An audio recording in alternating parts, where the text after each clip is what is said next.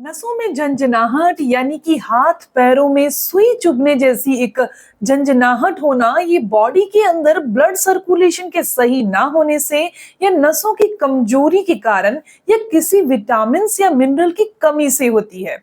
हमारी बॉडी के अंदर बहुत सारी नर्व्स होती हैं जो खून और एनर्जी को हमारे पूरे ऑर्गन्स तक पहुंचाने का काम करती हैं।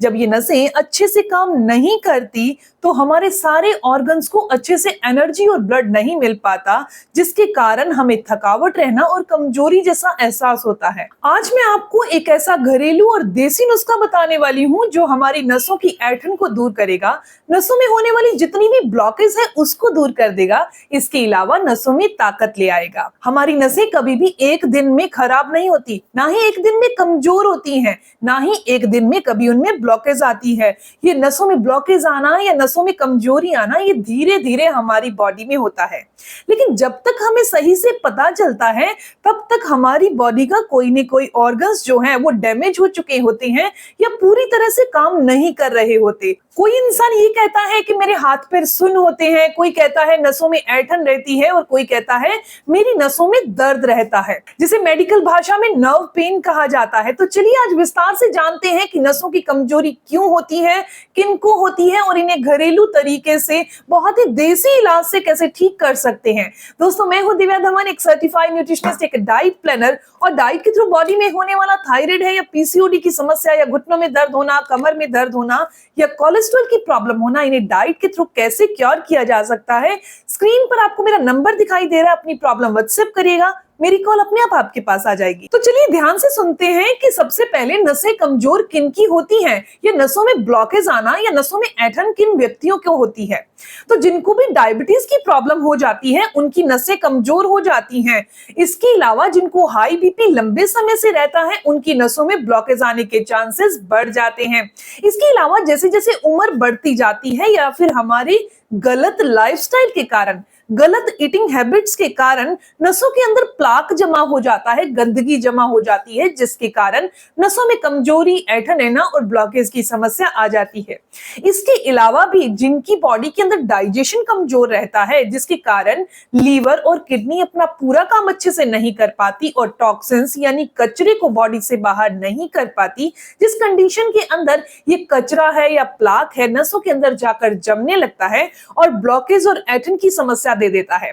क्योंकि अगर नसें अच्छे से काम कर रही हैं तो ब्लड का फ्लो और एनर्जी हमारे सभी ऑर्गन्स पर अच्छे से पहुंच पाती। अगर दूसरी तरफ नसों में कहीं भी ब्लॉकेज आ जाए या कमजोरी आ जाए, नसों में ब्लड का फ्लो अच्छे से नहीं हो पाए तो हर एक ऑर्गन को एनर्जी नहीं मिल पाती। इलाज से पहले ये जान लेते हैं कि नसों की कमजोरी के लक्षण बॉडी में क्या दिखाई देते हैं। इसके अलावा हमने अपने लाइफस्टाइल को कैसे चेंज करना है।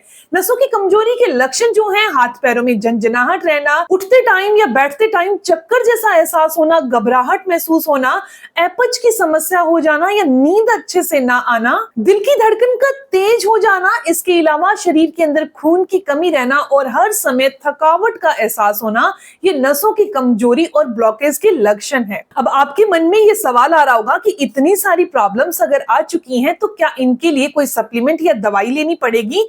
तो जरूरी नहीं है। आप अपने लाइफस्टाइल को चेंज करके और घर की कुछ चीजों को औषधि के तौर पर इस्तेमाल करके आप अपनी बॉडी को बिल्कुल स्वस्थ कर सकते हैं।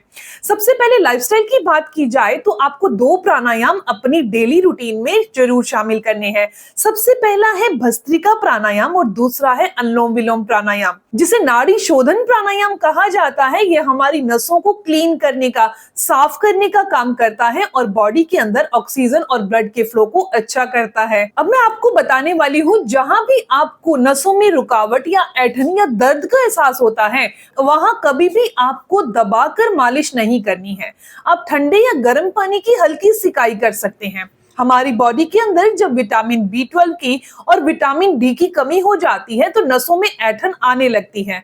तो विटामिन डी की कमी को पूरा करने के लिए आपको सनलाइट यानी कि धूप की रोशनी लेनी चाहिए और बॉडी के अंदर विटामिन बी12 की कमी को पूरा करने के लिए दूध, अंडा, पनीर यानी कि जितनी भी दूध या दूध से बनने वाली चीजें हैं या फिर जिनमें ईस्ट होता है वो अपनी डाइट में शामिल करना चाहिए। अब बात करते हैं उस इलाज की कि इलाज कैसे करना है। इसके लिए हमें 3 चीजों की जरूरत पड़ेगी और ये मैं आपको एक इंसान के लिए बनाकर दिखा रही हूँ। अगर ज्यादा मात्रा में बनाना है तो क्वांटिटी को यानी मात्रा को डबल कर लीजिएगा। सबसे पहले आपने 1 गिलास पानी लेना है और उसके अंदर हमने आधा इंच दालचीनी का टुकड़ा जो है वो पाउडर फॉर्म में डाल देना है, यानी कि हमने सिर्फ 1/4 चम्मच ही दालचीनी पाउडर लेना है। इसके अंदर दूसरी चीज जो हम ले रहे हैं वो लेनी है, आपने 2 से 3 लौंग लेनी है। उसे किसी भी तरीके से कूट कर पाउडर बनाकर इसी पानी में डाल दीजिए। अब आपके मन में ये आ रहा होगा कि ये सभी चीजें गर्म है तो क्या गर्मियों के दिनों में ली जा सकती हैं? तो आप इसे किसी भी मौसम में ले सकते हैं। आगे आपको बताऊंगी कि गर्मियों के दिनों में जब आप ले रहे हैं तो कौन सी चीज इसे लेने के बाद आपने जरूर लेनी है। इसके अंदर जो तीसरी चीज है वो है बड़ी इलायची। सिर्फ एक काली वाली बड़ी इलायची किसी भी चीज से कूट कर इसी पानी के अंदर डाल लीजिए। फिर आपने 50 से 60 सेकंड के लिए इसे गर्म करना है, उबालना है और ढककर रख देना है। ये पानी आपका 2 से 3 मिनट में अच्छे से तैयार हो जाएगा और इन तीनों चीजों के पोषक तत्व पानी के अंदर आ जाएंगे। अब इस पानी के अंदर लास्ट चीज जो हमने ऐड करनी है वो है गुड़।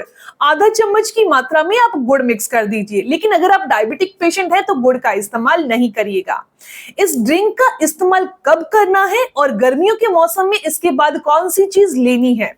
आप इसका इस्तेमाल दिन में कभी भी खाली पेट कर सकते हैं। शाम को 3 बजे 4 बजे किसी भी टाइम पर किया जा सकता है खाली पेट। इसके अलावा 15 मिनट के बाद गर्मियों के मौसम में 1 चम्मच सौंफ जरूर चबाइए।